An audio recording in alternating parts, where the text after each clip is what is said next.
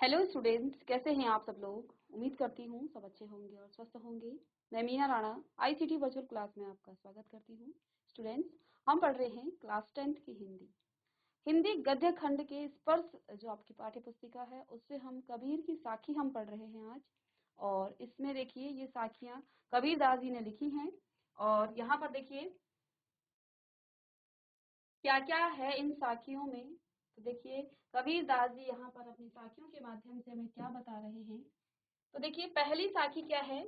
ऐसी बाणी बोलिए मन का आपा खोए, अपना तन शीतल करे औरन को सुख होए।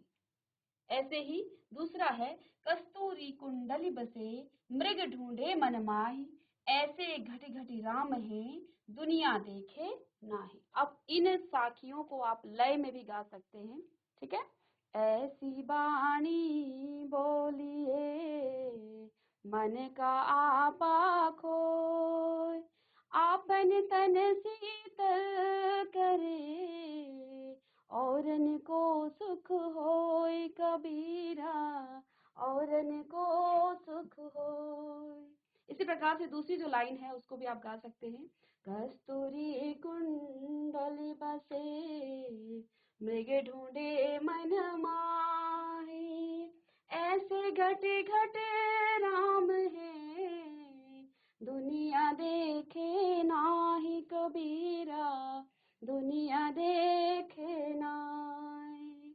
आगे कहते कबीरदास जी, जब मैं था तब हरि नहीं, जब मैं था तब हरि नहीं, अब हरि है मैं नाही, सब अंधियारा मिट गया, जब दीपक देखा माही कबीरा, दीपक देखा माय।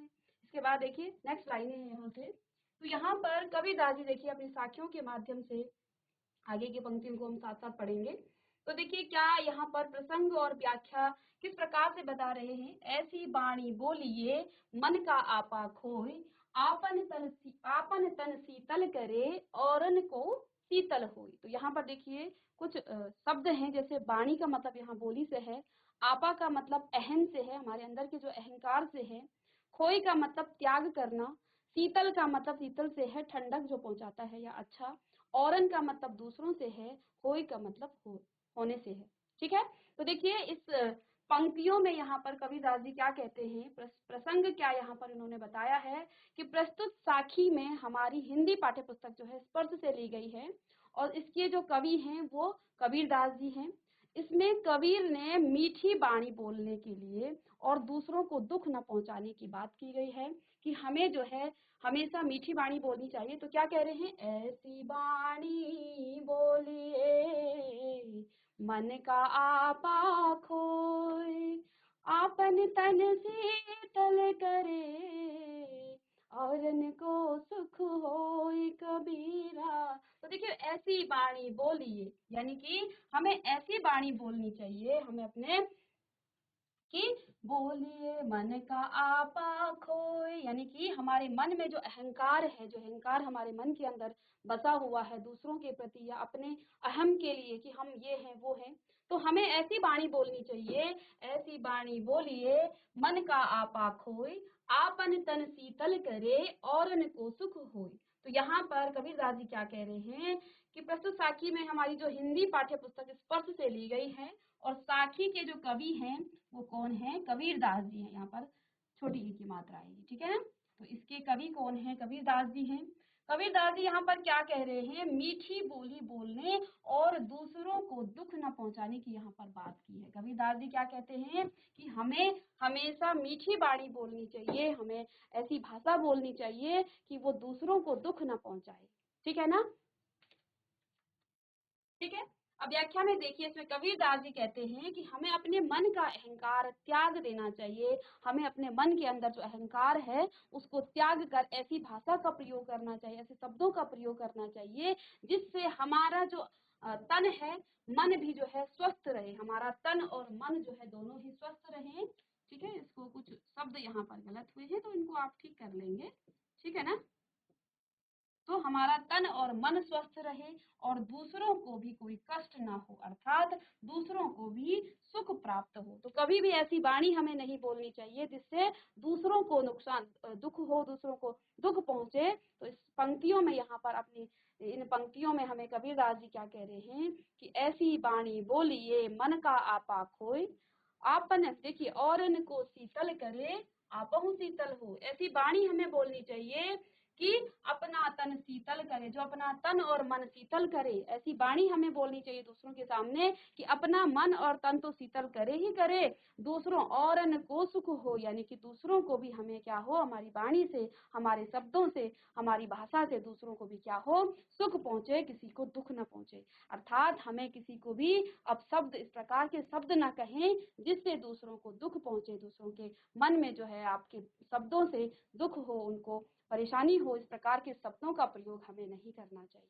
तो यहाँ पर कबीरदास जी ने इन 2 लाइनों में क्या कहा है, ऐसी वाणी बोलिए मन का आपा खोए, अपना तन शीतल करे, हमारा तन भी शीतल हो और औरों को भी हमारी वाणी से, हमारे शब्दों से कोई दुख ना पहुंचे। तो यहाँ पर अर्थ लिखे हुए हैं, इन अर्थों को भी आप लिखेंगे कि वाणी का मतलब बोली से है, आपा का मतलब अहम से है, यानी कि अहंकार से है, खोई का मतलब त्याग करना, शीतल का मतलब शीतल से है, जो हमें ठंडक पहुंचे या अच्छा हमें लगे किसी दूसरे की वाणी से, औरन या मतलब दूसरों को, कोई का मतलब होना। तो यहाँ पर प्रसंग क्या हो जाएगा, प्रसंग में क्या कह रहे हैं, सबसे पहले तो आप सभी लाइनों में जब प्रसंग लिखेंगे पंक्तियों की, सबसे पहले इसका अर्थ आप देखिए। प्रसंग देखिए, प्रस्तुत साखी हमारी पाठ्य पुस्तक स्पर्श से ली गई है। तो पहला चैप्टर है आपका स्पर्श से। इस साखी में कबीरदास जी हैं, कि जो कवि हैं वो कबीरदास जी हैं।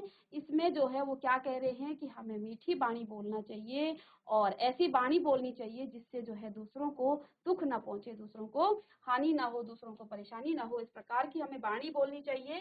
तो देखिए यहाँ पर हमें अपने मन को, अहंकार, अपने मन के अंदर जो अहंकार है, अहंकार के कारण ही हम क्या करते हैं, दूसरों को अपशब्द कहते हैं, दूसरों को ऐसे वचन बोल देते हैं जिससे दूसरों को दुख पहुंचता है।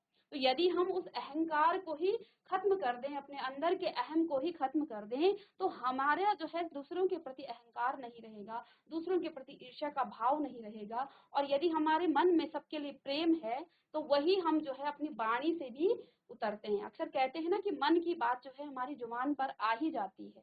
तो यदि हमारे हृदय में, हमारे मन में दूसरों के प्रति प्रेम का भाव है, दूसरों के लिए प्रेम है, तो फिर हम वाणी भी इस प्रकार की ही बोलेंगे, हम वचन भी इस प्रकार के ही शब्दों का प्रयोग करते हैं। और यदि किसी अन्य व्यक्ति के लिए या दूसरों के लिए हमारे अंदर अहंकार का भाव है या फिर ईर्ष्या का भाव है, तो कहीं ना कहीं वो भाव हमारे शब्दों तक, हमारी वाणी तक आ ही जाते हैं। कहीं ना कहीं, कभी ना कभी हम उन शब्दों को, उस अहंकार रूपी जो हमारे अंदर ईर्ष्या है, उसको अपनी जुबान तक हम लेके ही आ जाते हैं।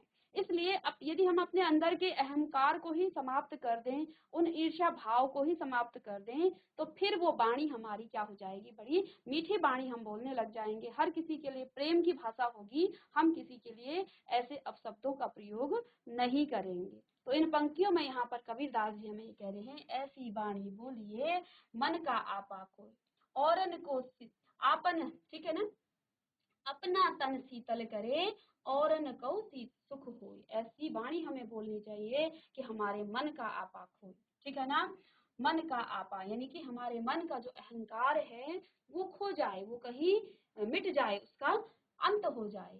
अपना तन शीतल करें औरन को शीतल हो। और जब हम किसी को अच्छी वाणी बोलते हैं, किसी को अच्छी बात कहते हैं, तो हमें भी देखिए, जब आप किसी अन्य व्यक्तियों के सामने किसी अच्छी बात को बोलते हैं तो आपको देखिए उस दिन आपको भी अच्छा लगेगा।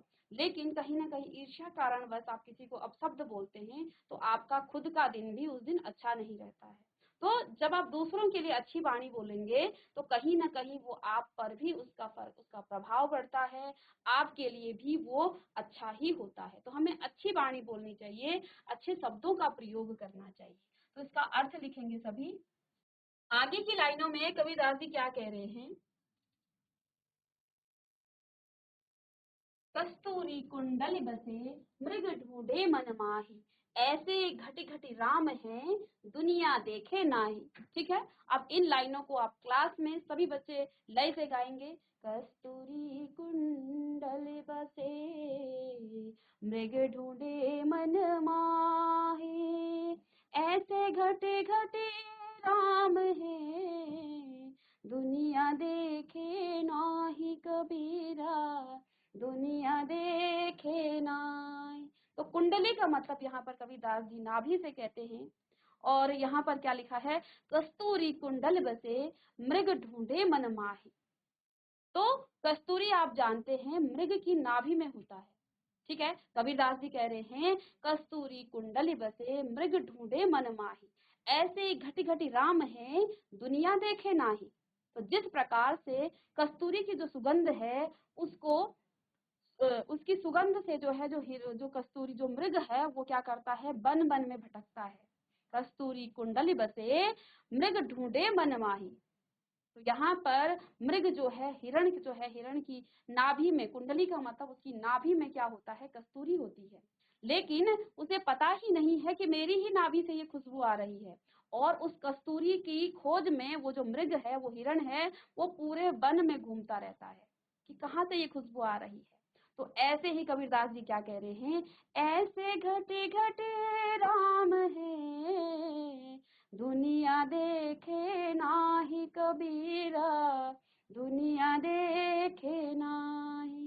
तो कबीरदास जी यहाँ पे क्या कह रहे हैं कि जैसे कस्तूरी के नाभि में जो है, हिरण के नाभि में, मृग के नाभि में कस्तूरी होता है, और उस कस्तूरी को अज्ञानवश, उसे नहीं पता है कि मेरी ही नाभि से ये खुशबू आ रही है, वो वन वन भटकता रहता है, वन वन में वो क्या करता रहता है, उसकी खोज में जाता है। ऐसे ही कबीरदास जी कह रहे हैं कि हर कण कण में, घटी घटी का मतलब कण कण में जो है राम बसे हैं, दुनिया देखे नाई, दुनिया उसको नहीं देख पाती है और जगह जगह जो है भगवान को ढूंढने में लगा रहता है। तो जिस प्रकार मृग की नाभि में जो है कस्तूरी होते हुए भी उसे अज्ञानता है, उसे ज्ञान नहीं है कि मेरी ही नाभि में ये कस्तूरी है, और वो मृग जो है, वो हिरण जो है वन वन भटकता रहता है, ऐसे ही मनुष्य भी अज्ञानी है, उसे नहीं पता कि हर कण में राम बसा है, हर घर में जो है राम बसा है। ऐसे घटी घटी राम है, दुनिया देखे नाई, दुनिया उसको नहीं देखती है, और फिर हम राम को ढूंढने में लगे रहते हैं, ठीक है ना। तो यहाँ पर जो है इन शब्दों के अर्थ भी लिख लेंगे। कुंडली का मतलब नाभि से है, मृग का मतलब हिरण से है, घटी घटी का मतलब है कण कण से, और प्रसंग में आप वैसे ही लिखेंगे जैसे आपने ऊपर लिखा था, और बस इसके रेफरेंस भी आपको लिखना है, इसके प्रसंग में लिखना है कि इन दो लाइनों में यहाँ पर कबीरदास जी क्या कह रहे हैं। तो प्रस्तुत साखी हमारी हिंदी पाठ्य पुस्तक के स्पर्श से ली गई है, सभी पंक्तियों में आपको ये लिखना है। इसके जो कवि हैं, इसको ठीक कर लेंगे, इसके जो कवि हैं वो कबीरदास जी हैं, ठीक है ना। वो कबीरदास जी हैं, और इसमें कबीर जी कहते हैं कि संसार के लोग कस्तूरी हिरण की तरह हो गए हैं। जिस तरह हिरण जो है कस्तूरी प्राप्ति के लिए इधर उधर भटकता रहता है, उसी तरह लोग भी ईश्वर प्राप्ति के लिए भटकते रहते हैं, ठीक है ना। तो कस्तूरी जो मृग है उसकी नाभि में ही कस्तूरी होता है। तो कबीरदास जी कह रहे हैं व्याख्या में कि जिस प्रकार एक हिरण कस्तूरी की खुशबू को जंगल में ढूंढता फिरता है, जबकि वह सुगंध जो है उसी की नाभि में विद्यमान है, ठीक है ना। तो कस्तूरी की नाभि में हिरण की नाभि में, मृग की नाभि में कस्तूरी होता है, और उस कस्तूरी में इतनी खुशबू आती है, लेकिन उस हिरण को पता ही नहीं है कि मेरी ही नाभि से ये खुशबू आ रही है, और वो जो है उसकी खोज में वन वन भटकता रहता है। तो जंगल में वो ढूंढता फिरता है, जबकि वह सुगंध तो उसकी नाभि से ही आ रही है, परंतु वह इस बात से बेखबर है, अनजान है। उसी प्रकार संसार के हर कण में ईश्वर विद्यमान है। राम से मतलब यहाँ ईश्वर से है, ईश्वर विद्यमान है, और मनुष्य इस बात से बेखबर ईश्वर को देखने के लिए, उस ईश्वर की खोज के लिए वो क्या करता है, देवालयों में जाता है, मंदिरों में, तीर्थों में ढूंढता रहता है। कबीर जी कहते हैं कि अगर ईश्वर को ढूंढना है तो अपने मन में ढूंढिए, हमारे मन में ही क्या है, ईश्वर है, क्योंकि संसार के हर कण में यदि ईश्वर है तो हमारे मन के अंदर भी ईश्वर है। तो यहाँ पर कबीरदास जी ने इन दो पंक्तियों में क्या कहा है कि जिस प्रकार से हिरण जो है कस्तूरी को ढूंढने के लिए वन वन भटकता रहता है, जंगलों में जाया करता है, उसी प्रकार मनुष्य भी हो गया है। वो भी जो है हर कण में राम बसा है, ईश्वर जो है हर कण में बसा हुआ है। वो भी जो है ईश्वर की खोज में देवालयों में जाता है, मंदिरों में जाता है और तीर्थों में जाता रहता है, फिर भी उसे ईश्वर के दर्शन नहीं होते हैं, क्योंकि वो कस्तूरी रूप जो उस हिरण की नाभि में कस्तूरी है, वो जंगल में कितना भी ढूंढ ले, वो कस्तूरी तो उसी के पास है, फिर भी वो उसे नहीं मिल पाए, चाहे वो जंगल में कितनी ही मेहनत कर ले, कुछ भी कर ले, लेकिन ढूंढने के लिए उसे ज्ञान होने की आवश्यकता है। यहाँ पर कबीरदास जी क्या कह रहे हैं कि ईश्वर की प्राप्ति हमें, ये जो हम करते रहते हैं, इधर जाना उधर जाना, आज इस देवालय में कल उस देवालय में, इन देवालयों से नहीं, यदि हमें ईश्वर में आस्था है, यदि हमें ज्ञान है, तो हमें जो है ईश्वर अपने मन के अंदर ही हमें ईश्वर की प्राप्ति होती है। और यदि हमारे अंदर ज्ञान नहीं है तो हम ढूंढते फिरते रहते हैं, और पूरी जो हमारी जीवन यात्रा है वो समाप्त होने के बाद भी हम ईश्वर की प्राप्ति नहीं कर पाते हैं। तो यहाँ पर कबीरदास जी ने हमें इसी बात पर यहाँ पर बताया है कि जिस प्रकार से जो ये हिरण है, ये कस्तूरी अपने अंदर होते हुए भी जंगल जंगल में भटक रहा है, मनुष्य भी जो है प्रभु की प्राप्ति के लिए, ईश्वर की प्राप्ति के लिए वो क्या कर रहा है, देवालयों में, तीर्थों में, यात्राओं में अपना समय व्यस्त क्या करता रहता है, अपना समय बर्बाद करता रहता है। जबकि ईश्वर हमारे मन के अंदर ही है। यदि हमें ज्ञान है, ईश्वर के प्रति हमारी श्रद्धा है, ईश्वर के प्रति हमारा भाव है, तो हमें ईश्वर के दर्शन अपने मन में ही हो जाते हैं, ना कि हमें बाहर जाने की जरूरत भी नहीं पड़ती है। तो इन पंक्तियों को भी आप यहाँ से लिख लेंगे। चलिए आगे देखिए। जब मैं था तब हरि नहीं, अब हरि है मैं नाही, सब अंधियारा मिट गया, जब दी जब दीपक देखा माही कबीरा, दीपक देखा माँ। यहाँ पर इन लाइनों में कबीरदास जी क्या कहते हैं, मैं का मतलब यहाँ अहम से है, अहंकार से है। जिस अहंकार को हम अपने अंदर लेके चलते हैं, उस अहम से यहाँ पर मतलब है कबीरदास जी का। कबीरदास जी क्या कह रहे हैं कि जब मैं था तब हरि नहीं, अब हरि है मैं नाही। कि जब मेरे अंदर मैं का मतलब अहंकार था, तब हरि नहीं थे, यानी कि प्रभु हमारे मेरे अंदर नहीं थे। अब हरि है मैं नाही, और जब हरि आ गए, यानी प्रभु के मुझे, परमेश्वर के मुझे जब मेरे अंदर विद्यमान हुए, तब जो है मैं नाही, यानी कि मेरे अंदर जो है वो अहंकार रूपी अहम नहीं है। सब अंधियारा मिट गया, जब दीपक देखा माही। अंधियारा का मतलब अंधकार से है यहाँ पर। तो यहाँ पर कबीरदास जी क्या कह रहे हैं, इस पंक्तियों में, इस साखी में कबीरदास जी क्या कह रहे हैं कि इसमें कबीर जी ने मन में अहम और अहंकार के मिट जाने के बाद मन में परमेश्वर के वास की बात की गई है। कि जब मेरे अंदर अहंकार था, अहम था, तब मेरे अंदर ईश्वर नहीं थे, हरि नहीं थे, परमेश्वर नहीं थे। लेकिन जैसे ही अंधकार जो है मेरे अंदर से मिटा, ये अहंकार रूपी जो अंधकार है वो मेरे मन से क्या हुआ, मिटा, वैसे ही मेरे अंदर हरि यानी कि परमेश्वर का वास हो गया। तो कबीरदास जी कह रहे हैं कि जब मैं था, ठीक है ना, जब हृदय में मैं अर्थात मेरा अहंकार था, तब इसमें जो है परमेश्वर का वास नहीं था, तब इसमें जो है परमेश्वर का वास नहीं था। परंतु अब हृदय में अहंकार नहीं है, अब जो है क्योंकि मेरे अंदर परमेश्वर का वास हो गया है, तो मेरे अंदर जो है अहंकार नहीं है, तो मैं इसमें प्रभु का वास है मेरे, तो इसमें जो है प्रभु का वास हो गया है। जब परमेश्वर नामक दीपक के दर्शन हुए, तो अब जो है अज्ञान रूपी अहंकार का विनाश हो गया। तो इन लाइनों में कबीरदास जी ने क्या कहा कि जब मैं था तब हरि नहीं, अब हरि है मैं नाही, सब अंधियारा मिट गया, जब दीपक देखा माही। कि जब मेरे अंदर क्या था, मैं यानी कि अहंकार था, अहंकार अहम था, ठीक है, उस समय हमें जो है परमेश्वर की प्राप्ति नहीं होती है। इससे पहले की लाइनों में भी उन्होंने यही कहा कि यदि हमारे अंदर ज्ञान नहीं है तो हम ईश्वर को देखते भटकते रहते हैं, ईश्वर कहाँ है। लेकिन जैसे ही ज्ञान की प्राप्ति होती है तो हम ये जानते हैं, हम ये देख पाते हैं कि ईश्वर जो है कहीं नहीं है, ईश्वर हमारे मन में ही है, हर कण में ईश्वर बसा हुआ है। यहाँ पर इन पंक्तियों में यहाँ पर कबीरदास जी क्या कह रहे हैं कि जब मैं था तब हरि नहीं, अब हरि है मैं नाही। मैं का मतलब अहंकार से यहाँ पर कबीरदास जी ने बताया है कि जब मेरे अंदर क्या था, अहंकार रूपी अंधकार है, तो उस समय परमेश्वर मेरे मन में नहीं थे, और जैसे ही हरि हैं तो उस समय मैं नहीं, यानी कि मेरा अंधकार, मेरा अहंकार मेरे अंदर नहीं है। सब अंधियारा मिट गया जब दीपक देखा माही। जो यानी कि प्रभु रूपी, हरि रूपी, जो परमेश्वर रूपी जो क्या है, दीपक है, जैसे ही वो जला, ऐसे ही मेरे अंदर जो अहंकार रूपी क्या है, अज्ञान है, वो जो है मुझसे, मेरे अंदर से उसका विनाश हो गया है। तो इन पंक्तियों के प्रसंग और व्याख्या को आप यहाँ से लिख लेंगे और साथ ही साथ अर्थ भी लिख लेंगे।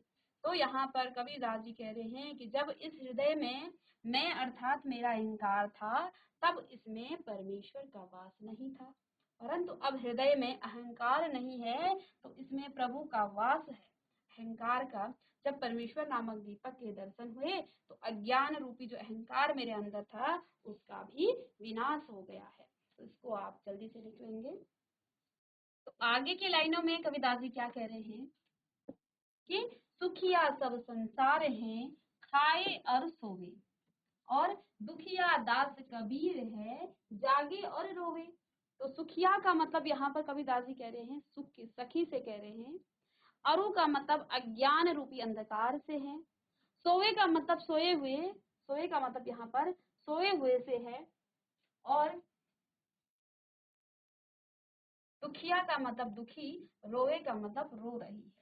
तो इन पंक्तियों में कबीरदास जी क्या कह रहे हैं कि सुखिया सब संसार हैं, खाए और सोए, दुनिया दास कबीर हैं, जागे और रोवे।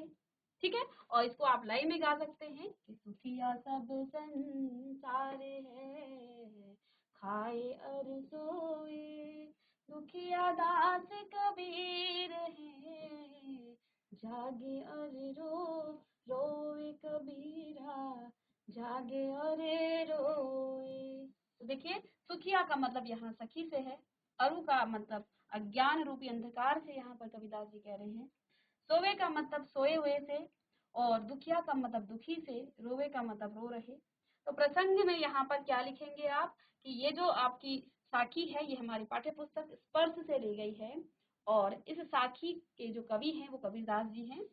इसमें कबीर जी जो है अज्ञान रूपी अंधकार से सोए हुए मनुष्यों को देखकर दुखी हैं और रो रहे हैं। क्या कह रहे हैं कबीरदास जी कि जो अज्ञान रूपी अंधकार में सोए हुए मनुष्य को देखकर जो है कबीरदास जी दुखी हैं और रो रहे हैं। कबीरदास जी कह रहे हैं कि संसार के लोग अज्ञान रूपी अंधकार में डूबे हुए हैं, सोए हुए हैं, अपनी मृत्यु आदि से भी अनजान सोए हुए हैं। ये सब देखकर कबीरदास जी दुखी हैं और वो रो रहे हैं कि हे वे प्रभु को पाने की आशा में हमेशा चिंता में जागते रहते हैं। तो क्या कहा गया है कि सुखिया सब संसार है, खावे अरु सोए, दुखिया दास कबीर है, जागे और रोए। तो यहाँ पर कबीरदास जी क्यों क्यों वो रो रहे हैं, क्या कह रहे हैं कबीरदास जी कि अज्ञान रूपी अंधकार में सोए हुए मनुष्य जो को देखकर वो जो है दुखी हैं, कि जो मनुष्य हैं वो अज्ञान रूपी अंधकार में डूबे हुए हैं, उन्हें नहीं पता है, वो अंधकार में सोए हुए हैं, उन्हें नहीं पता है कि हमारा अंत तो मृत्यु है। ठीक है ना। तो कबीरदास जी क्या कह रहे हैं कि संसार के लोग अज्ञान रूपी अंधकार में डूबे हुए हैं। सोए का मतलब यहाँ डूबे हुए हैं, अज्ञान रूपी अंधकार में वो डूबे हुए हैं, अपनी मृत्यु आदि से भी वो अनजान सोए हुए हैं, क्योंकि अंत तो हम सभी को मृत्यु प्राप्त हो जानी है। हमारा जो सत्य है वो सत्य यही है कि हमने मृत्यु में एक दिन सभी को मृत्यु प्राप्त करनी है। तो संसार जो है ये जानते हुए भी ईर्ष्या भाव करता है, दूसरों से बैर रखता है, और भौतिक सुखों के प्रति उसका क्या है, अत्यधिक आकर्षण बढ़ता जा रहा है। यद्यपि उसे पता है कि यदि मैं भौतिक चीजों को इतना ज्यादा मैं क्या कर लूं, उनको एकत्रित भी कर लूं, अंत तो उसने मृत्यु प्राप्त कर देनी है। कोई कितना भी धनवान है, अंत तो उसे मृत्यु ही मिल जानी है। ठीक है। तो यहाँ पर कबीरदास जी संसार को, इस अज्ञान रूपी अंधकार को देखकर वो दुखी हैं, और वो क्या कह रहे हैं कि मनुष्य जो है अपनी मृत्यु से भी अनजान सोए हुए हैं। ये सब देख कर जो है कबीर दुखी हैं और वे रो रहे हैं कि कि वे प्रभु को पाने की आशा में हमेशा चिंता में जागते रहते हैं। अर्थात कबीरदास जी यहाँ पर क्या कह रहे हैं कि यद्यपि हमें पता है कि हमें मृत्यु प्राप्त होनी है, फिर भी हम उन भौतिक सुखों के लिए, उन भौतिक वस्तुओं के प्रति हमारा आकर्षण बढ़ता जा रहा है और उनको हम पूरी जिंदगी भर उनको क्या करते रहते हैं, उनको एकत्रित करते रहते हैं। अंत तो हमें सभी को कुछ भी हम लेके नहीं जाते हैं, या तो हम जैसे आए थे वैसे ही जाना पड़ता है। तो ये बात यहाँ पर कबीरदास जी कह रहे हैं कि हमें अपनी मृत्यु आदि से भी हम अनजान सोए हुए हैं। हमें मृत्यु की भी पता नहीं है कि अंत तो हमें, हमारा जो सत्य है, हम मृत्यु ही हमें प्राप्त होनी है। ठीक है, हमारा जो लक्ष्य है, हमारा लक्ष्य यहाँ पर मोक्ष प्राप्ति का है। ये कबीरदास जी हमें कह रहे हैं कि वो जो हैं वो दुखी हैं, वो परेशान हैं, वो रो रहे हैं कि वे प्रभु को पाने की आशा में हमेशा चिंता में जागते रहते हैं कि मुझे प्रभु कैसे मिलेंगे, हमें ईश्वर का दर्शन कैसे होगा, हमें ईश्वर प्राप्ति कैसे होगी। इन बातों को यहाँ पर कबीरदास जी कह रहे हैं कि संसार के जो लोग हैं वो अज्ञानी हैं, वो अंधकार रूपी इस संसार में डूबे हुए हैं। यद्यपि हमें पता है कि मृत्यु ही हमारा सत्य है, मृत्यु ही हमें अंततः प्राप्त होनी है, फिर भी हम भौतिक सुखों में, भौतिक चीजों में, भौतिक वस्तुओं के प्रति हमारा अत्यंत आकर्षण बढ़ता जा रहा है। और मनुष्य की जो इच्छाएं हैं वो अनंत हैं, मनुष्य की जो इच्छाएं हैं अनंत हैं। यदि कोई गरीब है वो भोजन की लालसा करता है कि उसे 3 टाइम का खाना मिल जाए। यदि जिसके पास 3 टाइम का भोजन है तो वो अन्यत्र वस्तुओं का, वो उसका क्या करता है कि मुझे वो चीज मिल जाए। ठीक है, तो हमें जो है, हमारी जो इच्छाएं हैं, यदि हम अपनी इच्छाओं को ही कंट्रोल कर दें तो फिर हम उस सत्य को जान पाएंगे कि अंत तो हमें मृत्यु ही प्राप्त होनी है। ठीक है ना, कुछ भी भौतिक वस्तुओं को हम लेकर नहीं जाने वाले हैं। जब हमारी मृत्यु होगी तो हमारे शरीर को जला दिया जाएगा और राख मिट्टी में मिला दिया जाएगा। कि मुझे तो हमेशा यही चिंता सताती है कि मुझे ईश्वर के दर्शन कैसे होंगे, ईश्वर प्राप्ति मुझे कैसे होगी, यद्यपि संसार जो है अंधकार रूपी उस अज्ञान में डूबा हुआ और सो रखा है। ठीक है, तो आगे की जो साखी है उनको नेक्स्ट क्लास में हम डिस्कस करेंगे। तो मिलते हैं नेक्स्ट लेक्चर में, तब तक के लिए thank you and have a nice day.